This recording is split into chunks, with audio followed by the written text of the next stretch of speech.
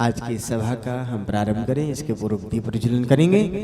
इसके लिए हमारे बीच में आज दिसपुर समाज से हमारे बीच में एक परिवार माँ और पुत्र यहाँ पर पधारे हैं। सर्वप्रथम मैं उनको दीप प्रज्वलन के लिए यहाँ आमंत्रित करता हूँ। श्रीमती पूजा जी जैन और उनके पुत्र चिराग जैन दोनों माँ और पुत्र यहाँ पर पधारेंगे और इस सभा का दीप प्रज्वलन करें। और तत्पश्चात इस सभा का मंगलाचरण करने का भी सौभाग्य आज श्रीमती पूजा जी ने प्राप्त किया है।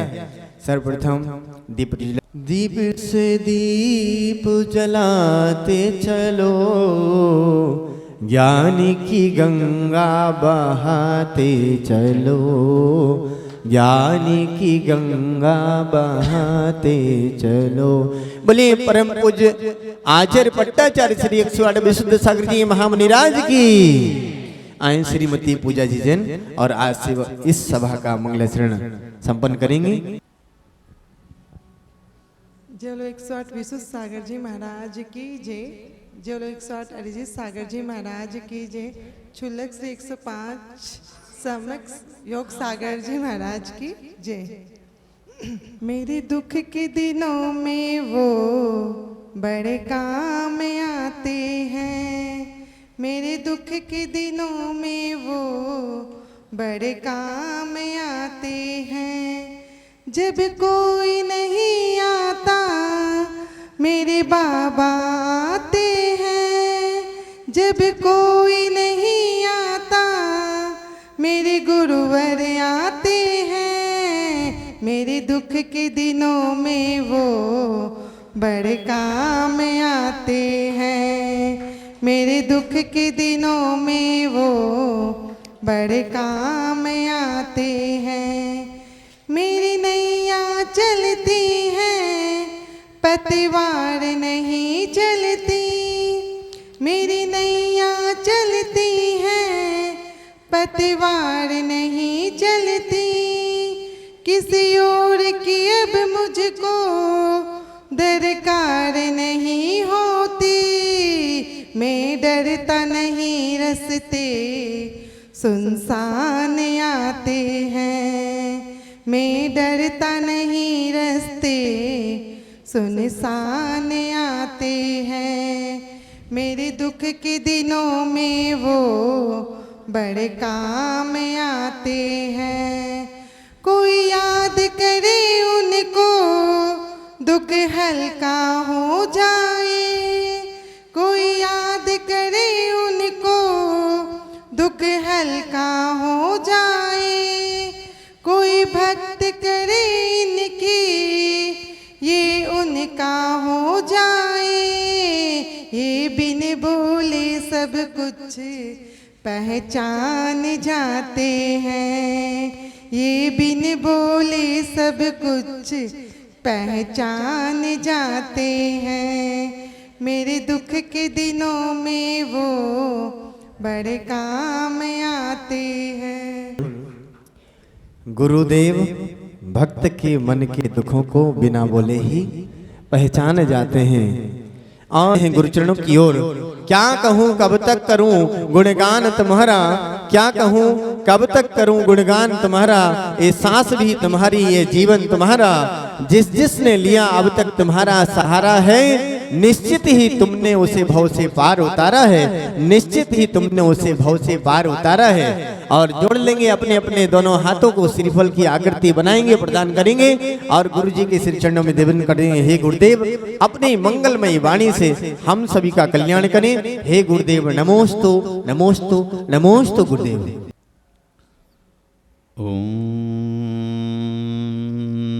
नमः सिद्धेभ्यः।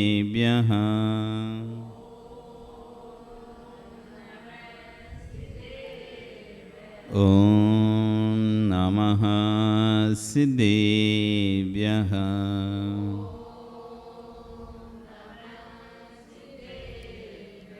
ॐ नमः सिद्धेभ्यः।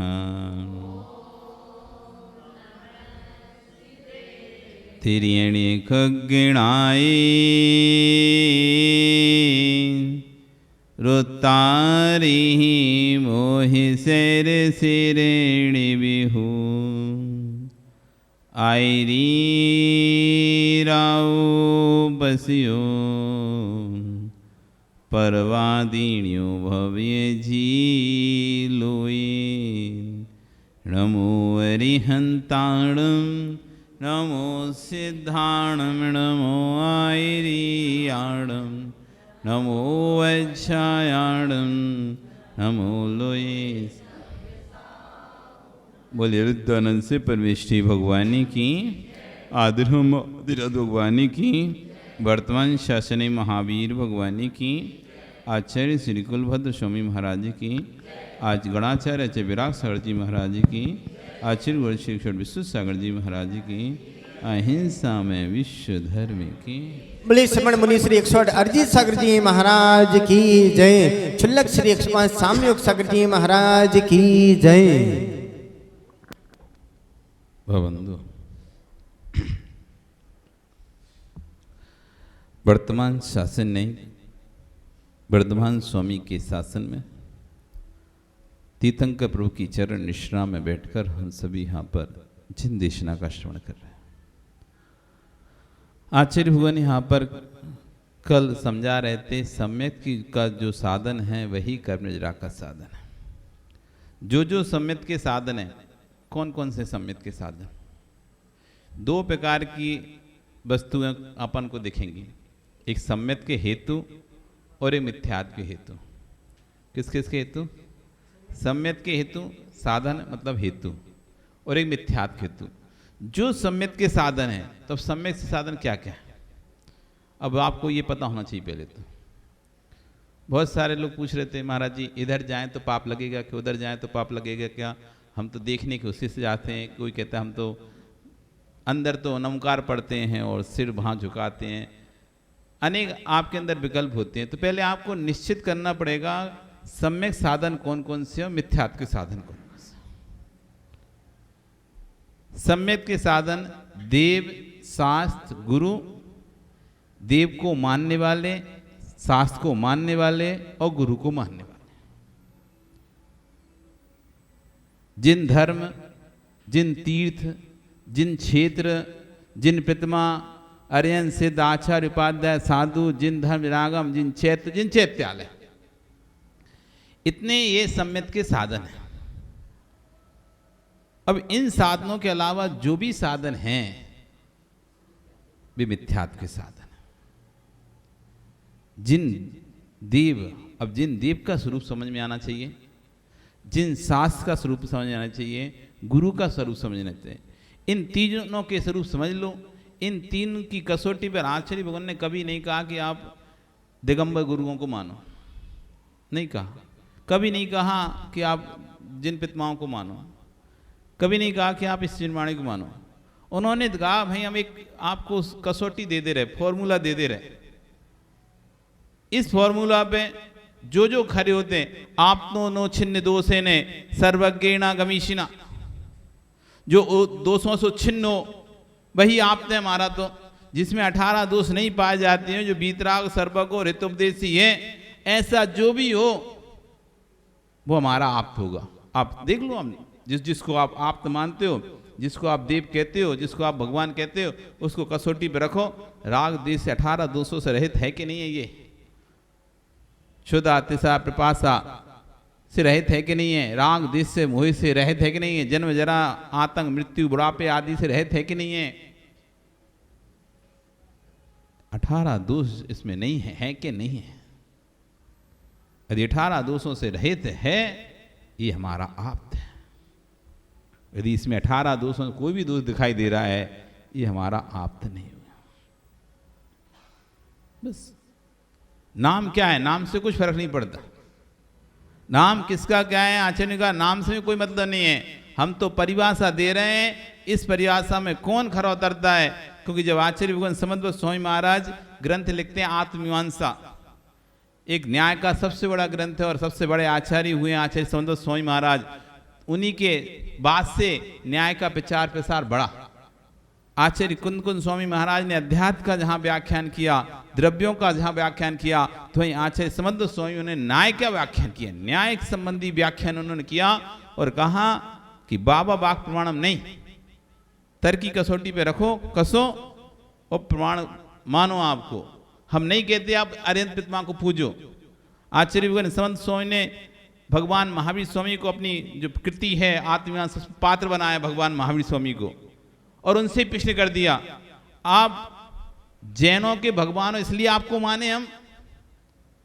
जैनों में 24 तीर्थंकर हैं, उसमें से एक आप तीर्थंकर हैं भगवान महावीर स्वामी, इसलिए मैं आपको श्रद्धा करूं? तो नहीं करूंगा। कोई विशेषता हो तो बताओ जिससे मैं आपको मानूं, नहीं तो मैं क्यों मानूं? लोगों ने कह दिया इन्हें झुक लो, सिर झुका लो तो हम सिर झुका दें, ऐसा नहीं है। आप में क्या विशेषता है? तो भगवान महावीर स्वामी को जब पात बनाया तो उन्हीं से बुलवाया, आप अपनी विशेषताएं बताओ। तो भगवान महावीर स्वामी के देवागम न भोयान चामरादि विभूतिया। अरे देख समंतबद्ध, मेरे यहां देवों का आगमन होता है, मेरे संवत्सर में देवों का आगमन होता है। नवोयान है, मैं नव में आकाश में गमन करता हूं। चामरादि विभूतियां, 64 चमन जुड़ते हैं मेरे ऊपर, संवत्सर आदि विभूतियां हैं। और क्या चाहिए तुम्हें? इससे समझ जाओ मैं आप हूं, भगवान हूं। तो कहते हैं इससे तो कोई आपकी विशेषता नहीं है। माया विदिश्यन्ते नातस्तमसि नो महान।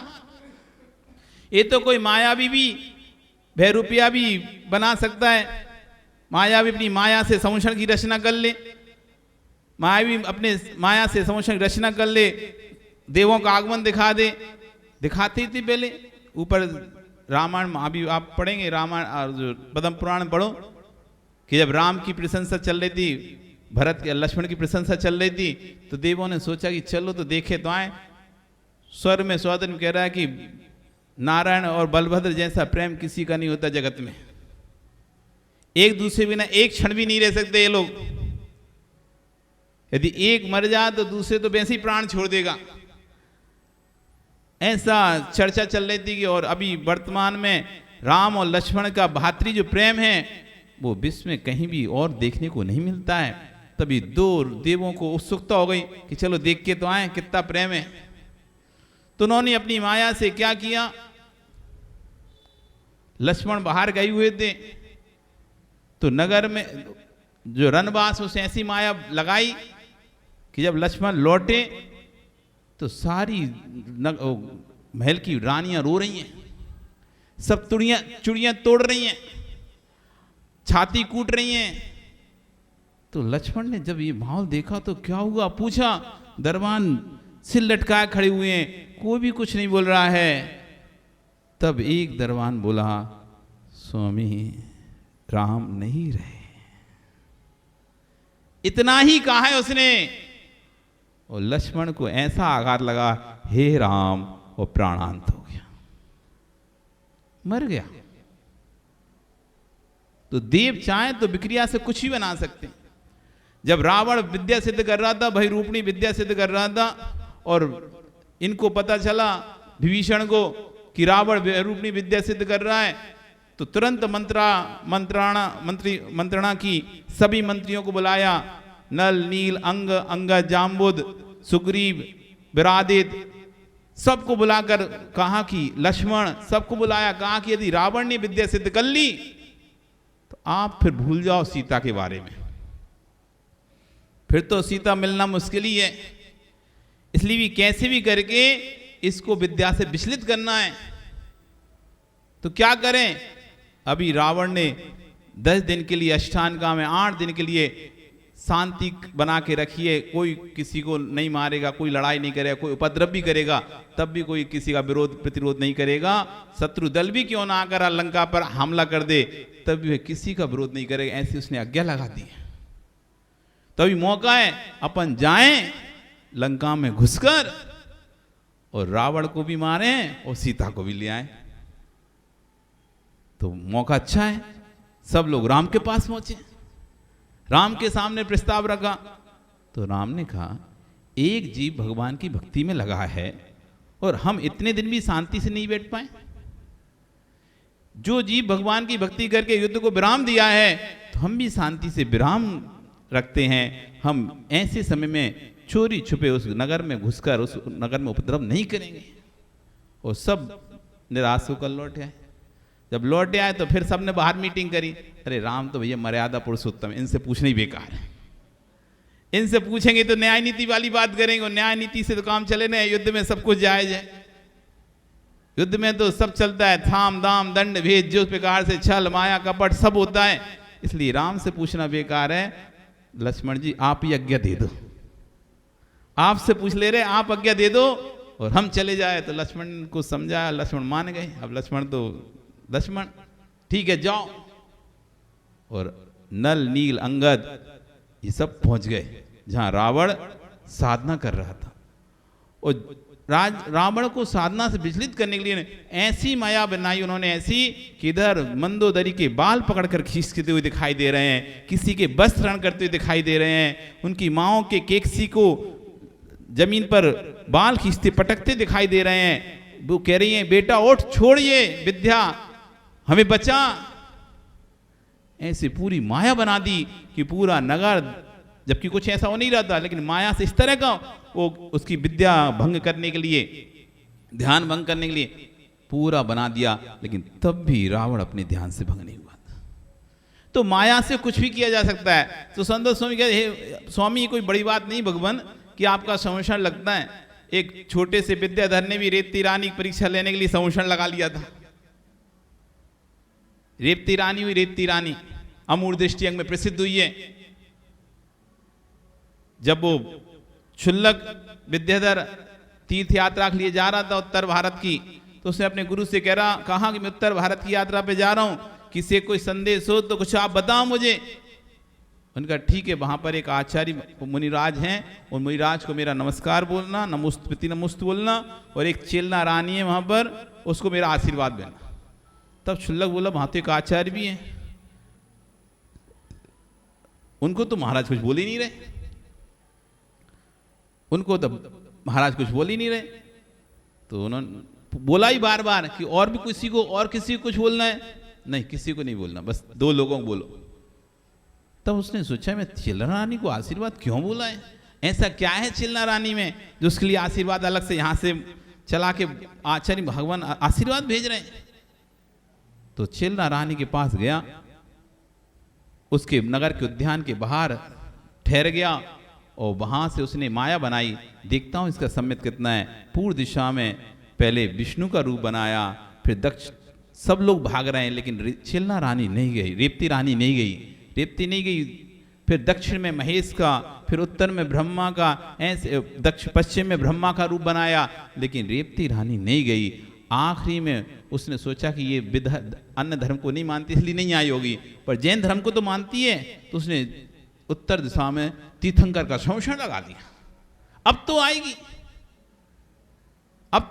अब और धर्म को नहीं मानती, अपने धर्म को तो मानती, अब तो संवरण आया है, ऐसे सोचकर आएगी। तो जहां वो एक आचार्य थे जिनको आशीर्वाद नहीं बोला, वे तो दौड़े दौड़े पहुंचे, भगवान का संवरण आया। तो लोगों का रेवती से रानी से तुम उधर नहीं गई, पूरब में नहीं गई, जब ब्रह्मा का आया, विष्णु आया, महेश आया, तुम नहीं गई, अब तो साक्षात अरिहंत परमेष्ठी आए हैं, भगवान आए हैं, अब तो चलो। तो कहती नहीं, जिनागम में तीर्थंकर 24 ही होते हैं, 25 तीर्थंकर होता नहीं है, और तीर्थंकर के अलावा किसी का संवरण लगता ही नहीं।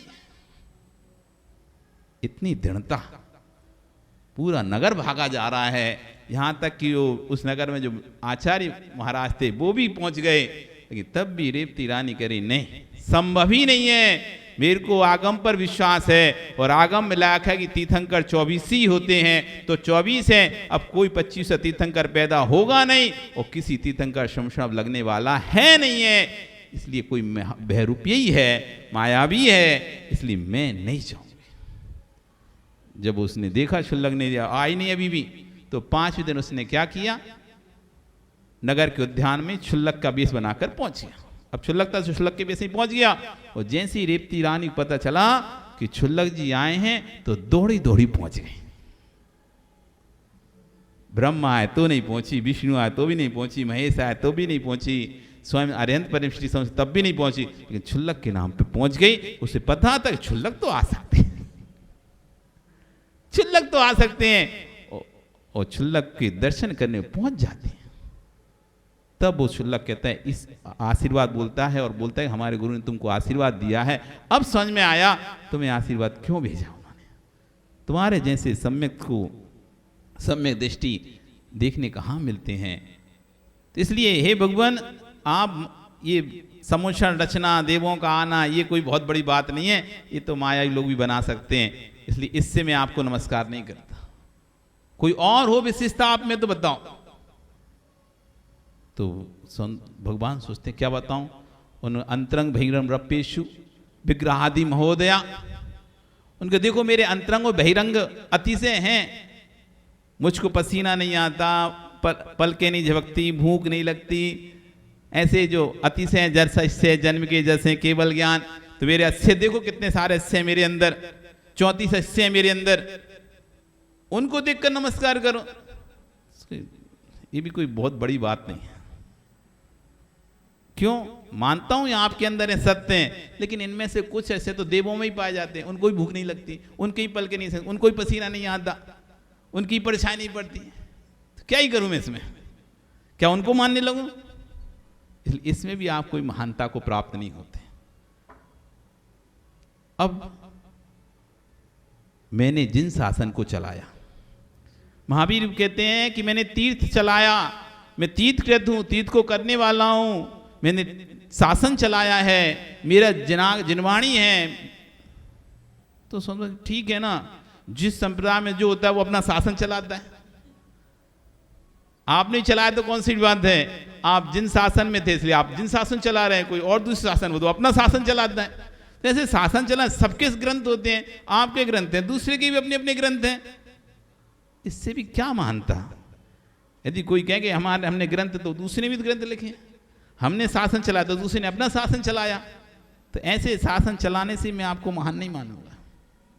तो आखिरी में कहते हैं, तू ही बताओ तू क्यों मानेगा, ऐसा तुमने क्या देखा हमारे अंदर जो तुम हमको मानते हो। तब उन्होंने कहा, मैंने आपको दोषों से रहित देखा है,